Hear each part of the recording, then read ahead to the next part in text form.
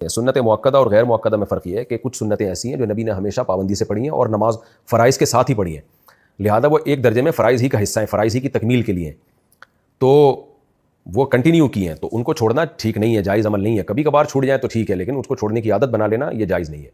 نبی صلی اللہ علیہ وسلم نے فرمایا کہ جو میری سنت سے اعراض کرے گا وہ مجھ سے نہیں ہے۔ تو اس سنت میں فرائض واجبات بھی داخل ہیں، سنت مؤکدہ بھی داخل ہے۔ جیسے کچھ نماز کے اندر کی سنتیں ہوتی ہیں نا، اب آپ چاہیں تو نماز ایسے شروع کریں، سورہ فاتحہ سے شروع کرا، سورت پڑھی آپ نے، رکوع میں گئے، ایک تسبیح پڑھ لی تو نماز تو پھر بھی ادا ہو جائے گی، لیکن یہ پراپر وے والی نماز نہیں ہے۔ اس کی مثال ایسے جیسے فجر کی نماز میں اگر کوئی روزانہ امام نماز پڑھائے، پہلی رکعت میں انا اعطیناک الکوثر پڑھے، دوسری میں قل هو اللہ احد پڑھے، تو نماز تو ادا ہو جائے گی، لیکن یہ طریقہ سنت مؤکدہ کے خلاف ہے۔ وجہ اس کی ہے کہ نبی نے فجر کی نماز جب بھی پڑھائی ہے تو آپ صلی اللہ علیہ وسلم سوائے سفر کے آپ لمبی قرات کیا کرتے تھے، تو اب فجر میں لمبی قرات کرنا واجب تو نہیں ہے۔ اگر ہم کہیں واجب ہے تو اس کا مطلب نہیں کریں گے تو نماز ہی نہیں ہوگی، نماز لوٹانی پڑے گی۔ اور اگر ہم کہیں کہ عام سنتوں کی طرح سنت ہے تو اس کا مطلب پھر یہ ہوا کہ اگر امام روزانہ انا اعطیناک الکوثر پڑھے، قل هو اللہ احد پڑھے تو بھی ٹھیک ہے، نہیں بھائی نہیں۔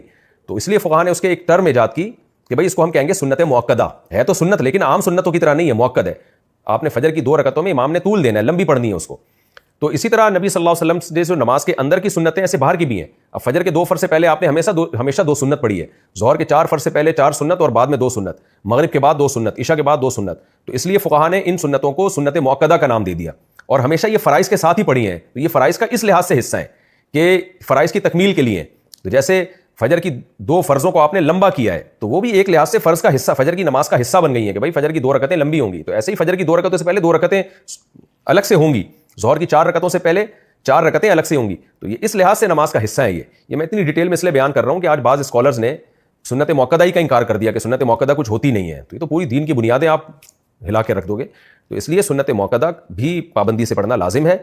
کبھی کبھار چھوٹ جائے تو ایک الگ، جیسے فجر کی 2 رکعتیں آپ کبھی اگر مختصر پڑھ لو، کوئی جلدی ہے، کوئی مسئلہ ہے تو ٹھیک ہے، اس میں کوئی حرج نہیں ہے کبھی کبھار، لیکن نارملی فجر کی 2 رکعتیں لمبی ہی پڑھنی پڑیں گی۔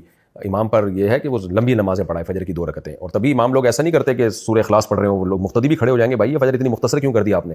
ہاں مغرب آپ مختصر پڑھاتے رہے، کوئی حرج نہیں ہے۔ تو اسی طرح فجر سے پہلے ہمیشہ نبی نے 2 سنتیں پڑھی ہیں تو آپ کو بھی پڑھنی پڑیں گی، ظہر سے پہلے 4 سنتیں پڑھی ہیں تو آپ کو بھی پڑھنی پڑیں گی۔ تو یہ ہے سنت مؤکدہ جس کو کنٹینیوسلی نبی صلی اللہ علیہ وسلم نے کیا ہے، تو ہمیں بھی اس کو کنٹینیوسلی کرنا پڑے گا۔ اور غیر مؤکدہ یہ ہے کہ وہ آپ کے لیے بالکل آپشنل ہے، آپ پڑھیں نہ پڑھیں آپ کی مرضی ہے۔